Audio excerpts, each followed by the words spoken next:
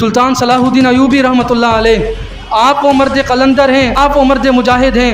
जब 581 हिजरी में बुरनुस सलीबी जर्नल ने इतनी बात की थी कि ऐन मुहम्मदुकुम उदउ यंसुरुकुम, फरमाए कहाँ है मोहम्मद, उन्हें बुलाओ तुम्हारी मदद करें। ये बात सलाहुद्दीन अयूबी तक चली गई। सलाहुद्दीन अयूबी 2 साल तक सोया नहीं। तारीख दानों ने लिखा, फरमाया आपको जब भी नींद आती थी आप कमर सीधी नहीं करते थे, फरमाते थे कमर सीधी मैं उसी दिन करूँगा जिस दिन बुरनुस जिसने हुजूर के बारे में गुस्ताखी की है, फरमाया उसका सर काट कर हुजूर की गुस्ताखी का जवाब लूँगा।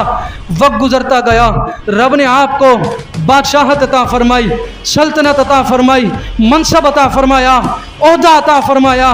जब सुल्तान सलाहुद्दीन अयूबी मनसब पर बैठा, मिंबर पर बैठा और सामने सारे सलीबी जर्नल आए ना, आपने कहा चल भाई जा, तुझे भी माफ़ी है, तुझे भी माफ़ी है, तुझे भी माफ़ी है। लेकिन जब सामने बुरनुस आया ना जिसने हुजूर की गुस्ताखी की थी, तो सुल्तान सलाहुद्दीन अयूबी की आंखों से हकीकी आग के शोले निकले।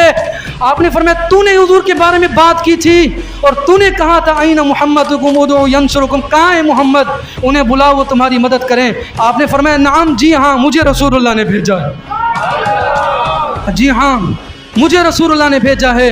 फिर आपने उसका सर काट के सारे दरबारों के सामने उनको घुमाया, फरमाया बाकी सलीबी जर्नलों को जाकर दिखाओ कि तुम्हें माफ़ी इसलिए मिली है कि तुमने हुजूर के बारे में कोई बात नहीं की थी, इसका सर इसलिए काटा गया है कि इसने रसूलुल्लाह की गुस्ताखी की थी।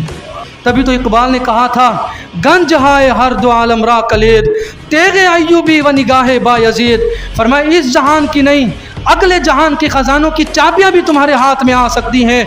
वजह यह है 2 बातें होनी चाहिए, एक तुम्हारे हाथ में सलाहुद्दीन अयूबी की तलवार होनी चाहिए, दूसरा बायजीद बुस्तामी की निगाह होनी चाहिए।